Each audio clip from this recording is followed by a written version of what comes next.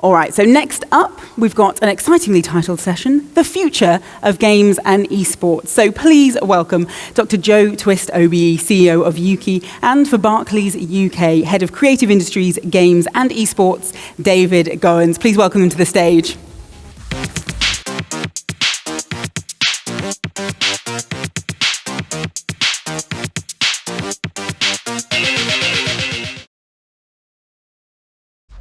Oh no. It's been a long lockdown, people. Yeah. I know. I've got completely different hair to mine as well, actually. So good job, we're all actually. What about you, Dave? I have no idea where that picture came from. There we go. We'll take it. Well, I'm glad you're actually here. Everyone can see you in person, so it's fine. You both look gorgeous. Glad to have you.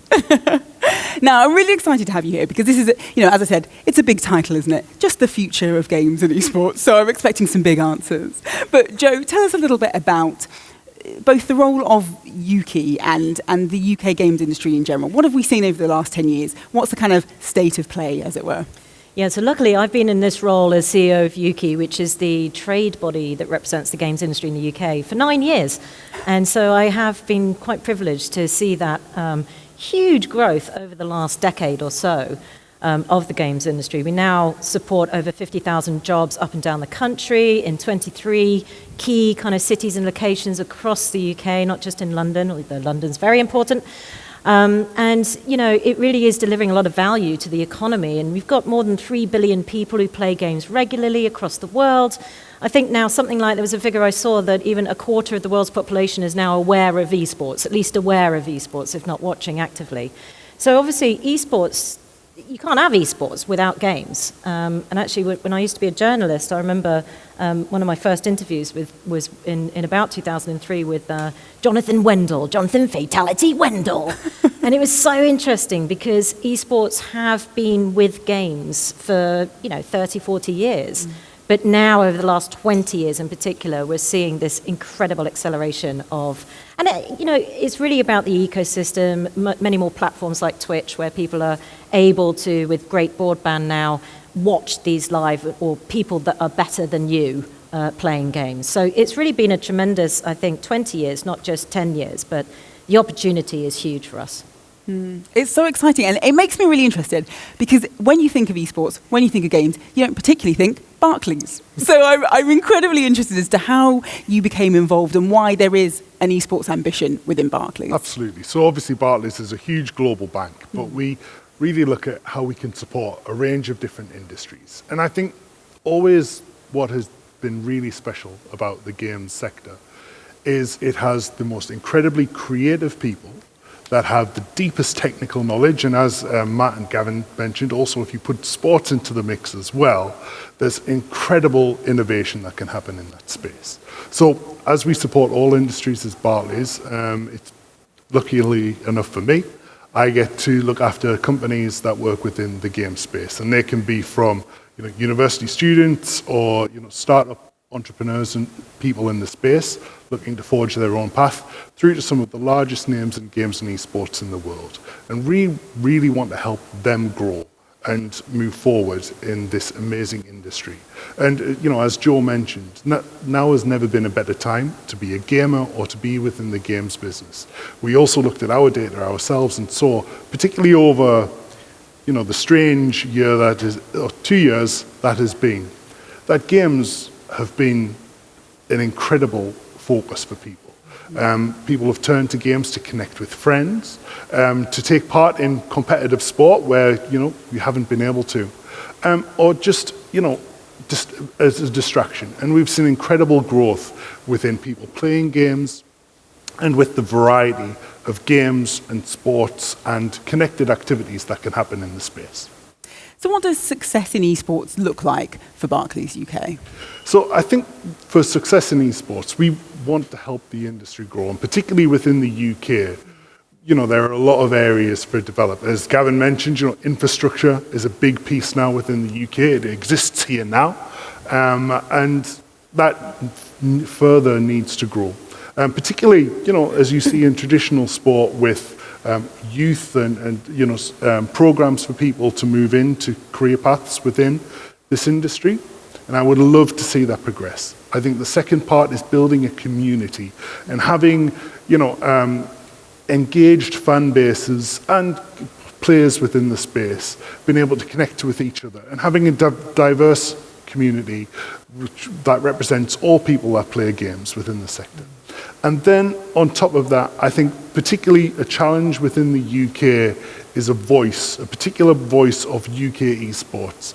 I think one of the challenges around UK esports is if you are English speaking and want to watch esports, there are a lot of options for you, particularly in the US where there have been some bigger brands and activity take place. So UK can often get overlooked where other countries that don't have English as their first language don't. And I think having infrastructure, building those communities and strengthening the name and brand of what is UK esports will help it move forward. There's so much potential and opportunity for UK esports, and we're really hoping through a number of our partnerships and relationships that we have to help in some way in that journey.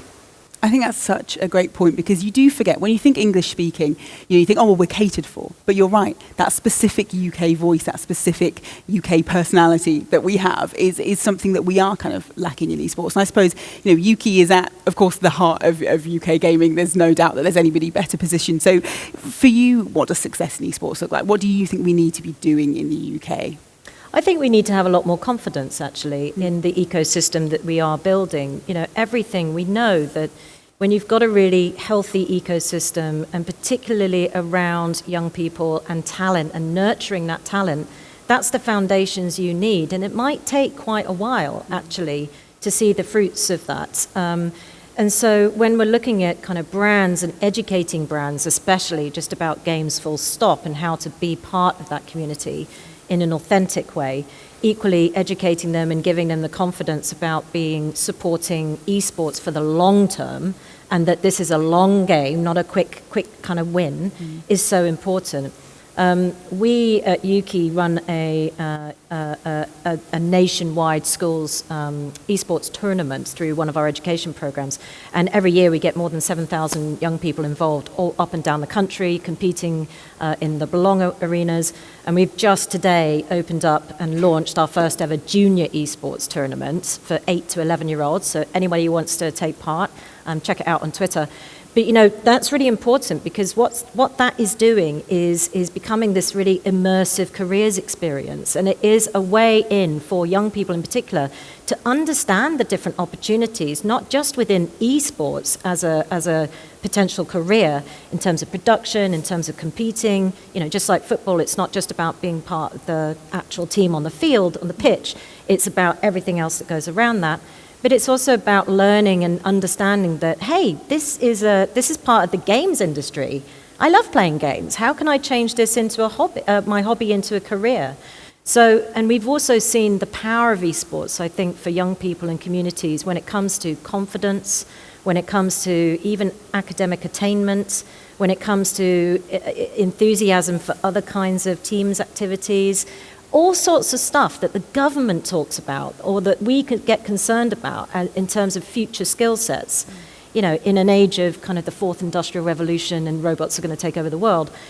Esports and games are providing that platform for those skills, and that is where I think we've got such an opportunity to really shine as a global player in terms of how we're investing in that talent, and particularly that diversity of talent. Esports is not a boys' thing.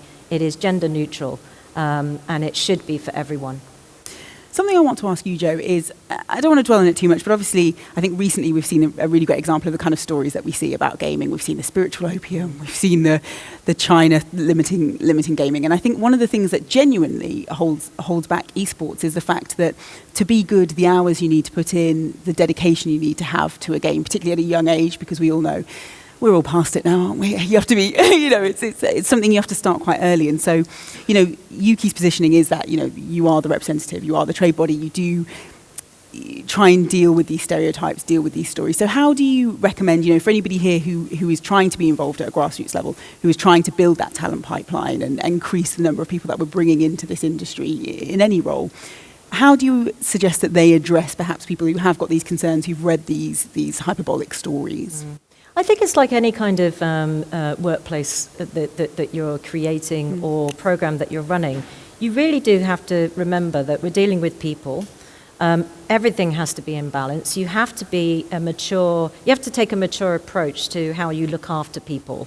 You're not going to get the best out of teams in any kind of field of sport or anything like that, or even just in the workplace, unless you're supporting people, unless you're taking a really responsible approach to their overall well-being. So, we are seeing many more organizations and teams and sort of global efforts to really put in place that framework that is looking after teams, that is thinking about nutrition, that is thinking about the balance. Yeah, to be good, to be excellent, to be world-beating at anything does require commitment. I feel like, I can't remember, Roy Castle for a minute. Nobody in the audience remembers Roy Castle. That's how you know we're too old to be sports players, isn't it? Yeah, exactly. But it does require commitment, but it has to be done in a really mature approach, in a really supportive way, because we're talking about humans and you're going to get performance from humans when you're actually nurturing them and supporting them with the right frameworks and right things in place. I just want to finish off with one final question for each of you. So start with you. What do you think the future of esports looks like? What are you most excited about? So, I think big question, but I think esports, is the fantastic thing about esports is, yes, it shares so many similarities with sport, but it is not afraid to go its own way where appropriate. And I think, everyone is excited for physical events to get back together, and I'm sure we'll see lots of that happen. But also, esports has created a model where it can exist and engage with people who may not have been able to access those events before, where they can have activity that happens online, that can engage and build within those communities, and that can, drive that passion through to their audiences. So as esports continues to grow, and every year it moves up to the rankings of the most popular sport, in the UK, I think we're going to just continue to see that growth, continue to see large physical events that, rival any sports event. But also you're going to be able to see where esports isn't afraid to take its own path and to grow into new avenues with streaming services, with online communities, and help share and connect the people that enjoy watching and playing games with the very top level of activity. Joe, I don't want you to have to follow up that answer because it's such a good one, but what are you excited about? Well, I'm excited about seeing much more diversity. I want the UK to be leading in terms of investing in girls' teams or mixed teams. I want women to be taking front and centre stage of UK esports scene, please. But I also want to see proper confidence and investment in hubs across the UK that are permanent. And I want to be able to put on my VR headset and be at a live esports event from my sofa, please.